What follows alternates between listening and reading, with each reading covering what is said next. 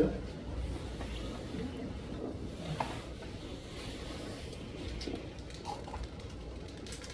신약성경 2편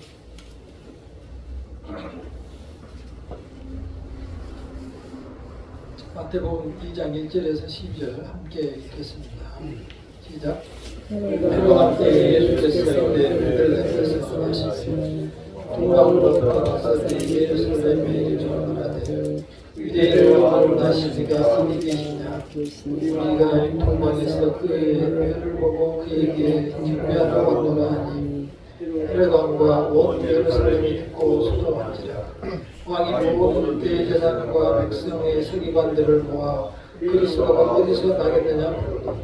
이르되 유다의 베들레헴이니 이는 선지자로 이렇게 기록된 바 또 유대 땅 베들레헴아 나는 유대 고을 중에서 가장 작지 아니하노라.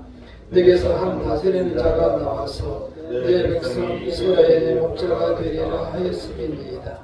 이에 헤롯이 가만히 박사들을 불러 별이 나타난 때를 자세히 묻고 베들레헴으로 보내며 이르되 가서 아기에 대하여 자세히 알아보고 찾거든 내게 보아요.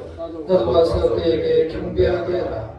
박사들이 왕의 말을 듣고 갈새 동방에서 보던 그 별이 문득 앞에 인도하여 가다가 아기 있는 곳 위에 머물러 서 있는지라.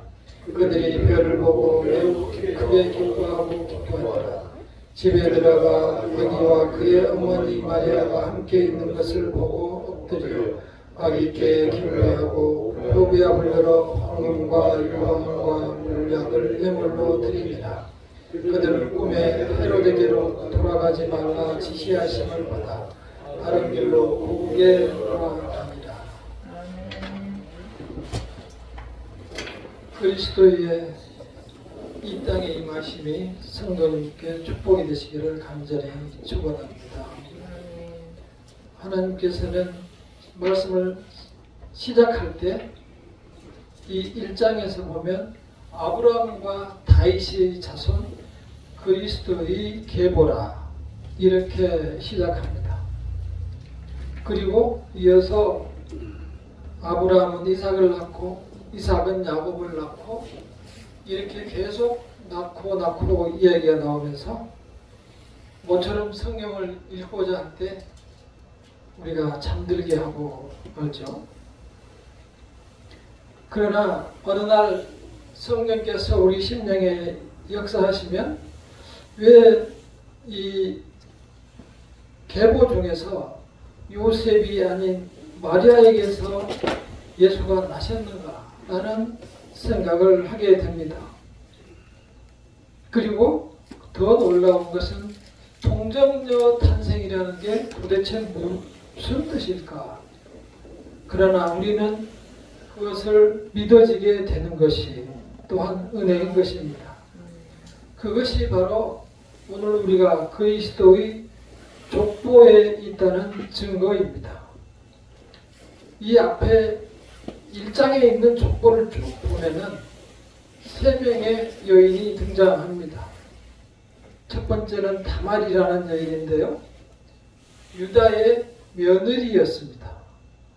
유다의 며느리에서 예수께서 태어나셨다는 뜻입니다. 또한 기생 라합이 나옵니다. 그 기생은 이방 땅인 가나안 여인이었고 그 후손으로 예수께서 나셨다는 것입니다. 또한 루시라는 여자가 나옵니다. 역시 이방 모압 여인인데 다윗의 증조 할머니가 되셨습니다. 하나님께서 사람을 부를 때 혈연과 출생을 따지지 않고 그 사람의 믿음과 마음을 보고 불러주셨음을 우리는 알 수가 있습니다. 이렇게 혈통을 따졌다면 우리는 이스라엘 족속에 들지 못하기 때문에 이 자리에 아마 아무도 없을 것입니다. 특별히 성경은 예수께서 태어나는 상황을 자세히 기록하고 있습니다. 마태복음 1장 18절을 보면은 예수 그리스도의 나심은 이러하니라. 그의 어머니 마리아가 요셉과 약혼하고 동거하기 전에 성령으로 잉태된 것이 나타났더니, 약혼을 해서 이제 정혼을 하려고 하는데 이미 잉태가 된 상태로 나타났다는 겁니다.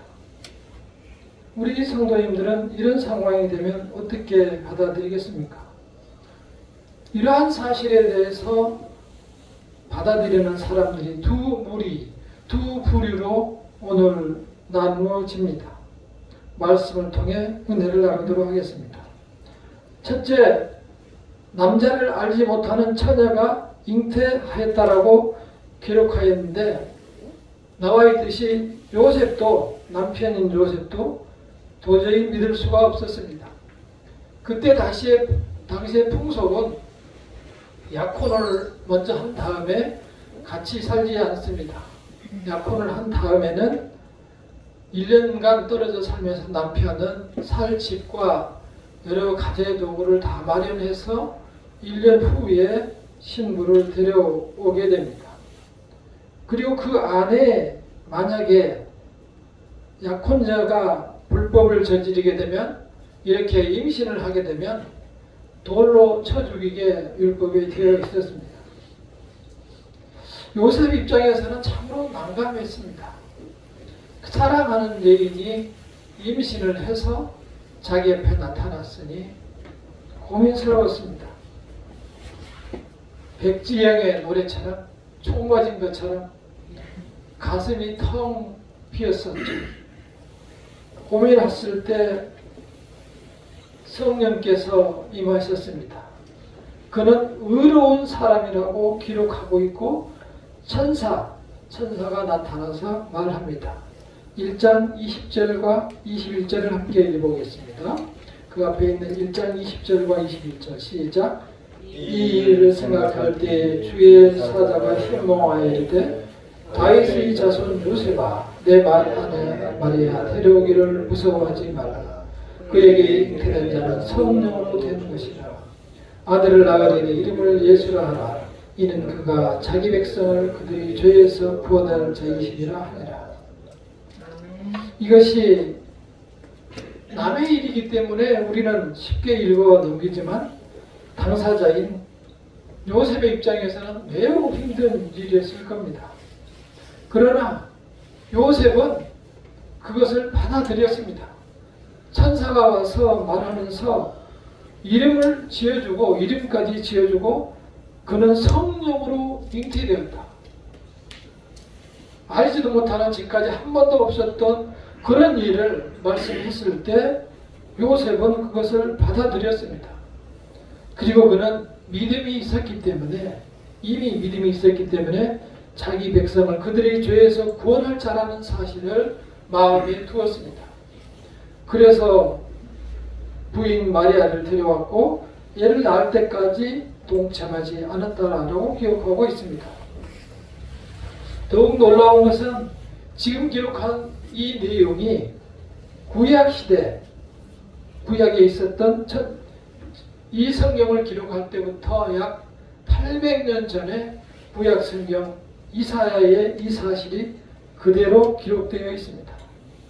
아마 이사야 시대 이사야 선지자 외에는 그 시대 사람들도 도대체 이게 무슨 말인지 아무도 몰랐을 겁니다. 이사야 7장 14절에 보면, 그러므로 주께서 친히 징조를 너희에게 주실 것이라. 보라, 처녀가 잉태하여 아들을 낳을 것이요 그의 이름을 임마누엘이라 하리라. 오늘 나와 있는 이 말씀은, 자, 1장 23절을 볼까요? 마태복음 1장 23절 시작. 보라, 처녀가 잉태하여 아들을 낳을 것이요 그의 이름을 임마누엘이라 하리라. 이를 하셨으니 이를 번역한즉 하나님이 우리와 함께 계시다 하니라. 성경은 약속의 책입니다. 이렇게 시간이 수천 년이 지나도 하나님의 이 약속이 그대로 이루어진다는 사실입니다. 이 약속은 오늘날 우리에게도 그대로 적용이 됩니다. 그래서 우리는 그 믿음을 가지고 하나님 앞에 나와서 이렇게 예배를 드리는 것입니다. 수천 년이 지나도 성경은 한 줄도 틀리는 것이 없고 변함이 없습니다. 우리는 이 성령의 의지에서 우리의 인생을 살아가야 합니다. 그리고 이 믿음대로, 요셉의 믿음대로 나도 아멘하고 백성으로 삼아주심을 감사하며 이 세상을 살아가야 할 것입니다. 사람은 태어나는 순간에 나의 인생을 그냥 잊어버리고 살아갑니다. 우리 젊은 시절을 돌아보면 우리는 죽을 때를 전혀 생각하지 않습니다. 그러나 사실은 따지고 보면 태어나는 순간 우리는 죽음을 향하여 달려가게 되어 있는 것이 인생입니다.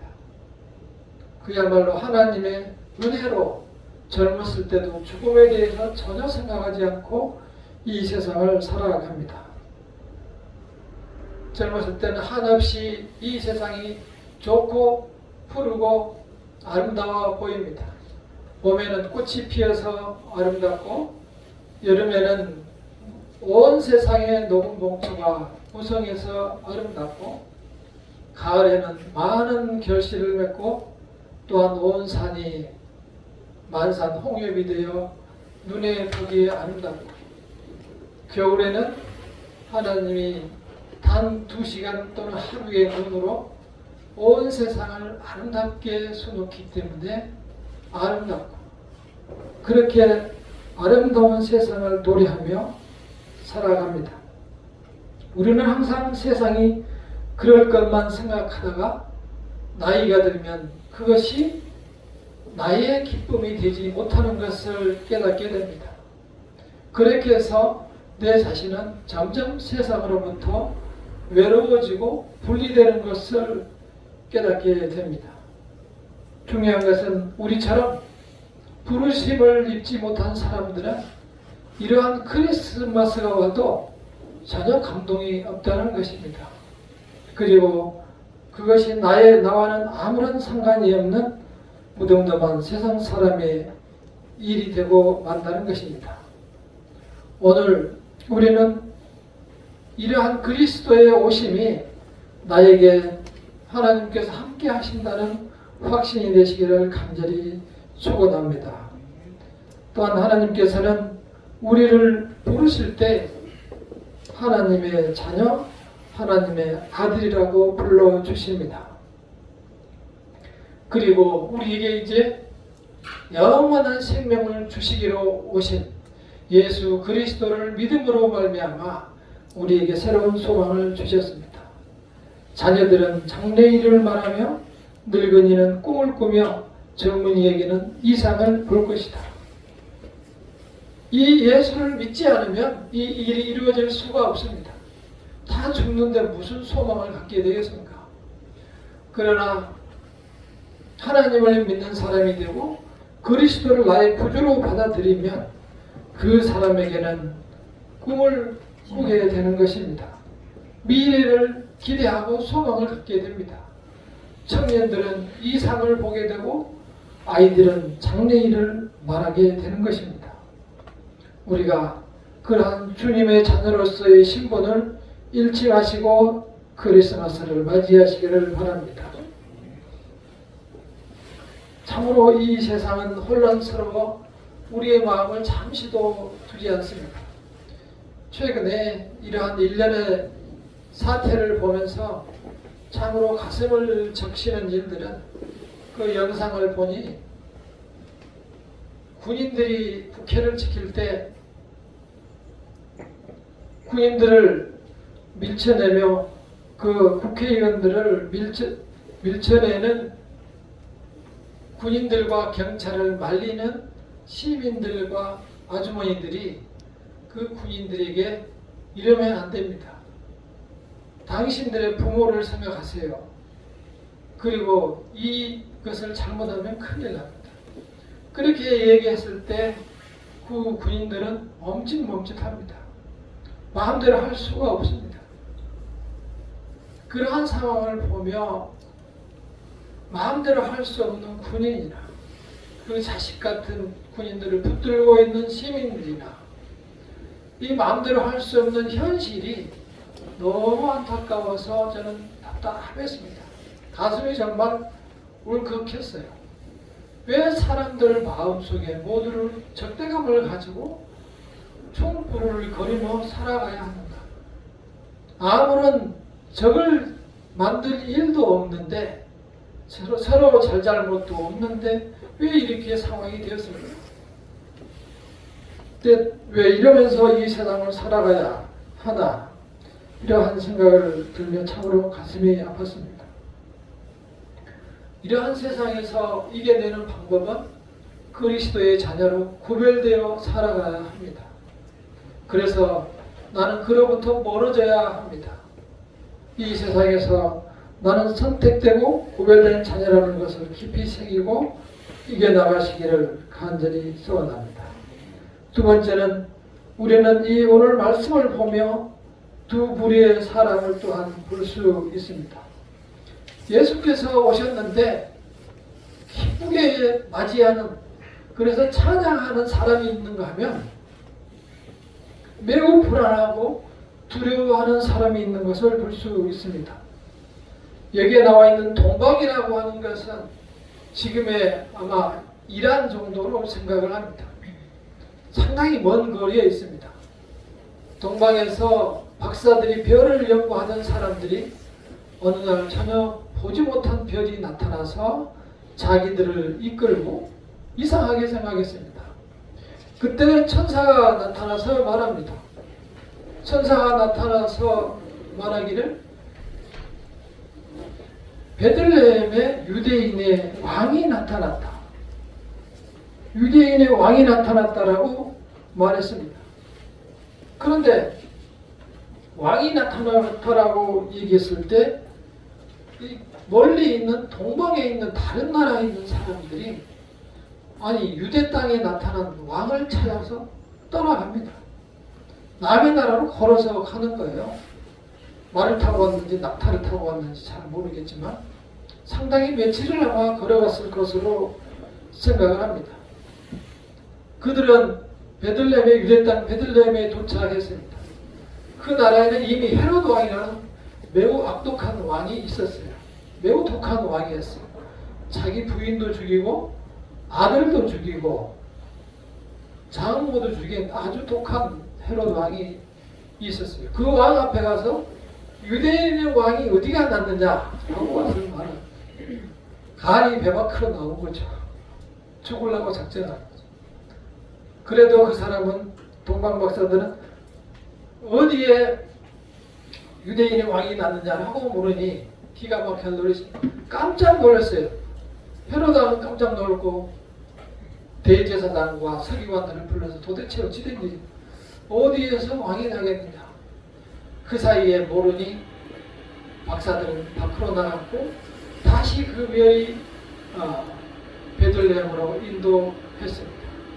그래서 예수께서 태어나신 그곳에 갔고 그 동방 박사들은 아기 예수께 어머니 마리아가 안고 있는 그 아기 예수께 꿇어 엎드려 경배를 했습니다. 그리고 자기들이 준비해온 가장 이 세상에서 비싼 보배향, 황금과 유향과 몰약을 예물로 올려드리고 성경에 보면 매우 기뻐하며 돌아갔다라고 기록하고 있습니다. 또 한 무리는 아시는 목자들입니다. 힘든 하루를 다 정리하고 잠자리에 들라고 했을 때 갑자기 천사들이 나타났습니다. 천사들이 나타나서 유대인의 유대 땅에 기쁜 복음의 소식이 나타났다라고 하면서 천사들이 하는 노래가 바로 오늘 우리가 불렀던 이러한 노래들입니다. 1절만 한번 해보겠습니다.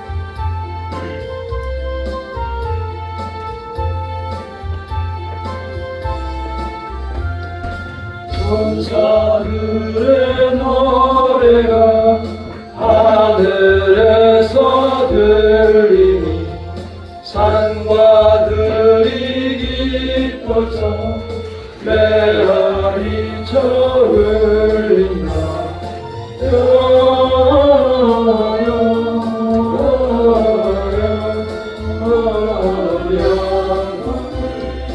높이 계신 주께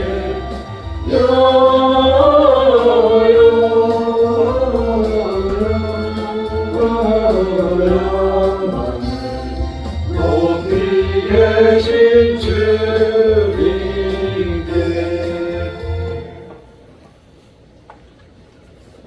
양치던 목자들은 너무 기뻤습니다. 그들에게 천사들이 내려준 말씀이 그것입니다. 지극히 높은 곳에서는 하나님께 영광이요 땅에서는 하나님의 기뻐하심을 입은 그 성도들, 그 사람들에게 평화로다. 목자들은 그 시로 마리아께 가서 경배하고 모든 복음을 전하고 찬송을 하며 돌아갔습니다. 이렇게 기뻐서 어떤 사람들은 찬양하고 있을 때 한쪽에서 놀랍고 불안하고 두렵고 초조함에 떨고 있는 사람들이 있었습니다. 그들은 기득권자들이었습니다. 세상에서 가질 것을 다 가진 사람들이었습니다. 귀족층에 해당되는 대제사장들과 또 먹고 사는데 지장이 없는 서기관들, 그리고 모든 권력을 다 가진 왕은 불안에 떨고 있었습니다.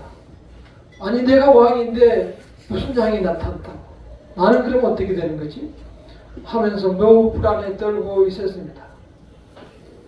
불안을 견딜 수 없어서 박사들이 얘기한 그 시간을 기준으로 해서 2살 아래의 아이들을 전부 죽이는 대참사가 발생했습니다. 오늘날 세상에서도 이러한 불안하고 두려운 일들이 반복되고 있습니다.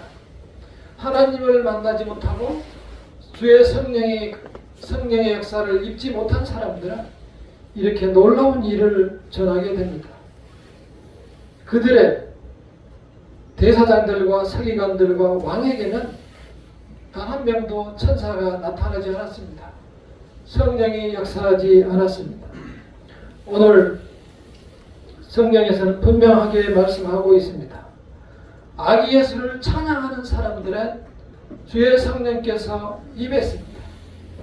그들은 한 말씀 하늘에서 신호를 주었을 때 주저없이 예수님을 찾아갔고 그에게 경배하며 보호를 드렸습니다.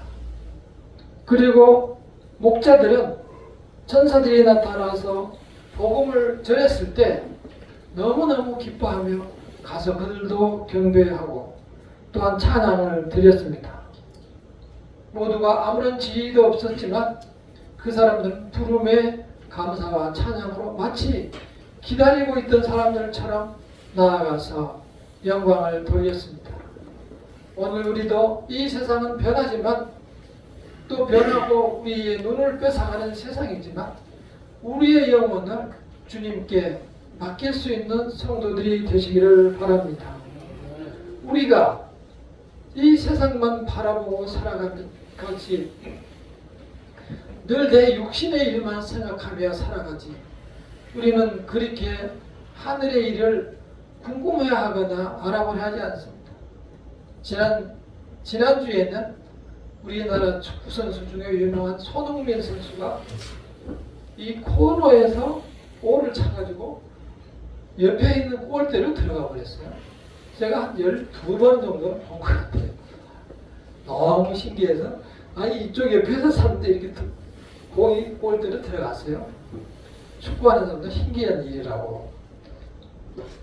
이렇게 12번씩 보게 된 것은 어떻게 들어갔을까 라고 생각하며 영상을 계속 이렇게 보는데 이렇게 돌아서 들어가더라고요. 세상 일에는 그 일이 어떻게 되는가 궁금해하면서 계속 찾아보고 따져보고 알아보는데 하나님께서 우리를 사랑하시고 오셨다는 사실에 대해서는 전혀 궁금해하지 않습니다. 그분이 왜 우리를 위해서 오셨는지, 왜 나를 자녀라고 하는지, 왜 나를 위해서 돌아가셨는지, 또 왜 나에게 천국을 주셨는지 궁금해하지 않아요.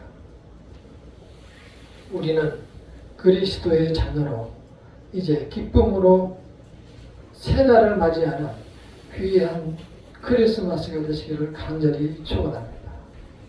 기도하겠습니다.